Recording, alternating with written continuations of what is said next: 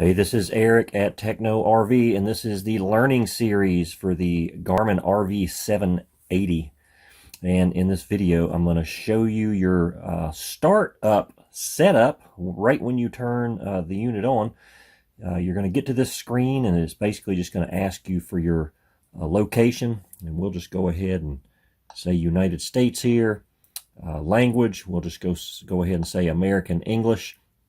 And then it's going to throw you right into setting up your motorhome or your vehicle with trailer.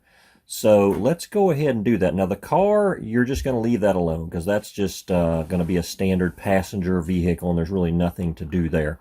But let's say that you've got a motorhome with a tow vehicle behind it. Then you would want to click motorhome and trailer. If you had, say, a truck with a bumper pull or a fifth wheel, then you would do vehicle with trailer.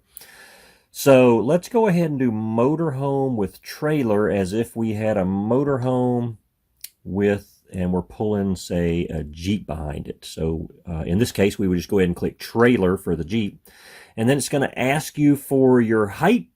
And you can manually enter this, or sometimes it might just have the correct response up here for just kind of a one-click response. So we'll say 13 feet here, and then we'll hit next. The width, in this case, it's 8 feet. So I'll just go ahead and click this 8 feet, and then it'll automatically throw me to length. And let's say we are 60 feet. And total length, so this would be your motorhome and your tow vehicle, all combined. We'll say 60 feet in this case. And then weight, let's say we're 45,000 pounds. We'll go ahead and hit next. Now, so this is set up as far as height, width, and weight. And then if you need to add propane tanks, up here in your upper right-hand corner, you'll see a little propane tank symbol, and you can just push that. And then it will say, do you want to add a tank? And we'll say yes. And then it gives you, you can manually enter the size, or let's say you've just, I don't know, let's say you've got a 40, and then, I don't know, let's say you got two 40s there. And you can just add those like that. It's really simple. And then we'll just hit the backspace button here. And then you're pretty much done. Now, if you want to double check things, you can always hit this wrench down here at the bottom of the screen.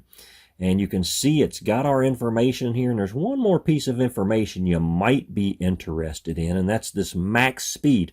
So if there's a max speed that you are like, you don't go over, say, 65 miles an hour ever, then you could enter that here. We'll just say 65 miles per hour, hit done. And what it's going to do is if you're ever in a state like in Montana or something that the speed limit's like 80, well, this system's going to know you're not going to be doing 80, so it will adjust your routing and arrival times based on what your max speed is. So I kind of like that. Go ahead and enter that if that applies to you there. And so we'll just go ahead and back up here. One more thing I will point out before I do that. Go back into the motorhome here and go ahead and click the wrench. These three lines up top here, you can either delete that profile or you can rename the profile. So it's set at motorhome. I can name that whatever I want to name it. And I'll just leave it as motorhome now. But just so you know, you can go in and change that name so that right here where it says motorhome, well, that can say whatever you want it to say. And if I want to go ahead and select this as the vehicle that I'll be driving, then I'll just go ahead and hit select. And it's going to give me a little legal warning here. And I'm going to go ahead and agree to that. So we're moving forward through the rest of the setup. And so there is an app that you should download on your smartphone. This is really nice to be able to get updates and be able to do some hands-free calling and get notifications of like text messages and things like that, and the live traffic updates. So I would recommend that you go ahead and get the Garmin Drive mobile app on your smartphone. And I'm not going to go through that setup right here. I'm just going to skip.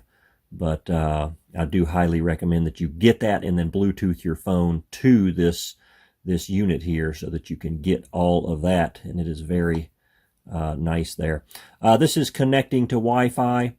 You know, I can go ahead and do that so that, you know, for updates and things like that, it's very nice to have that. I'm going to skip it here, but if I wanted to, I could just go ahead and click on this TechnoRV Verizon, enter my password.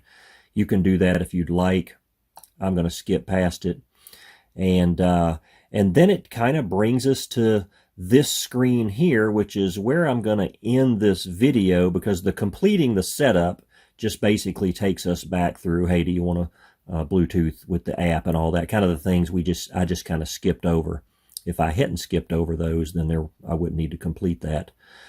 So I'm going to end this video here, and then we're going to come back in another video and start entering more preferences, like routing preferences and alerts and things like that. And we'll get this RV780 set up for you real nicely. And that is how you set up the Garmin RV780.